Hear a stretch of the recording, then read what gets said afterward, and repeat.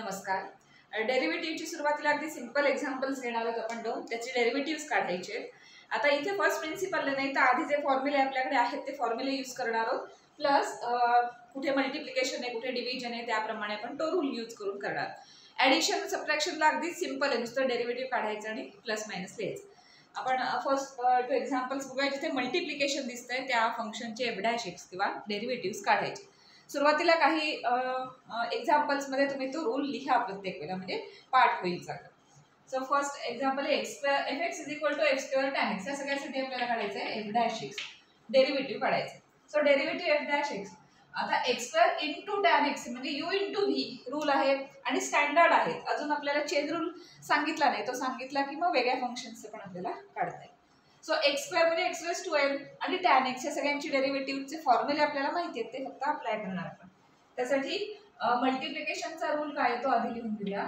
f' x काय असतं, कुठला ज्याला फर्स्ट म्हटलंय त्याला first u × derivative of second, first × derivative of second plus second × derivative of first, असा तो u.v चा रूल आहे. आता याला u म्हणा किंवा याला कुठलाही चालतं, डेरिव्हेटिव्ह मध्ये चालतं, ऑर्डर मल्टिप्लिकेशन मध्ये चेंज केली तरी. सो x² tan x आहे. सो हे फर्स्ट u असेल तर या रूल प्रमाणे आपण कसं लिहिणार, f'(x) देन f'(x) = फर्स्ट म्हणजे u म्हणजे x² तसंच राहणार × डेरिव्हेटिव्ह ऑफ सेकंड म्हणजे v' म्हणजे d/dx ऑफ tan x आपल्याला फाइंड आउट करावं लागेल, प्लस सेकंड v म्हणजे tan x × derivative of d/dx of first म्हणजे x². हे रूल प्रमाणे आपण इथे लिहून घेतलं. आता फक्त डेरिव्हेटिव्हज काढायची. डेरिव्हेटिव्हज आपण फर्स्ट प्रिन्सिपल नाही काढत बसायचं, आपल्याकडे जे रेडीमेड फॉर्म्युले आहेत ते इथे अप्लाय करायचं.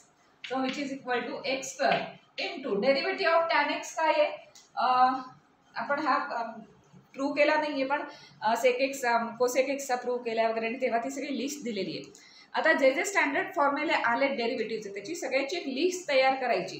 ती लिस्ट रोज वाचायची, पाठ करायची, डोळ्यासमोर ठेवायची, म्हणजे मग ती लिस्ट चांगली लक्षात राहील.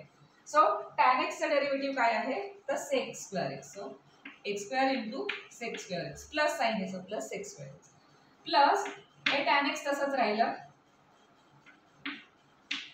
× डेरिव्हेटिव्ह ऑफ x² म्हणजे काय झालं x⁻n. मग x⁻n चा डेरिव्हेटिव्ह काय असतं n x⁻n - 1.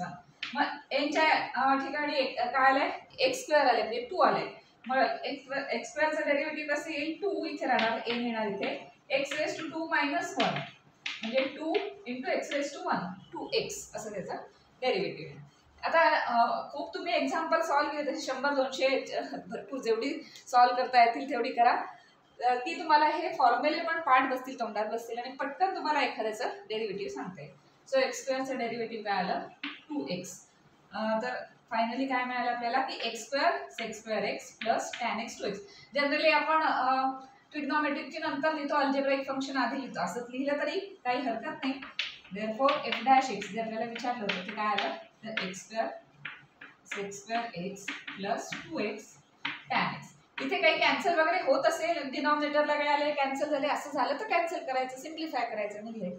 इथे तसं काही नाही, त्यामुळे इथे काय आहे ते हे फंक्शन काय असणार आहे, या फंक्शनचं डेरिव्हेटिव्ह आहे second function. f(x) = √x log x. आता √x चा फॉर्म्युला पुस्तकात जाऊन बघा, 1/2√x असं त्याचं डेरिव्हेटिव्ह आहे. तर हे सगळे स्टँडर्ड फंक्शन्स आहेत.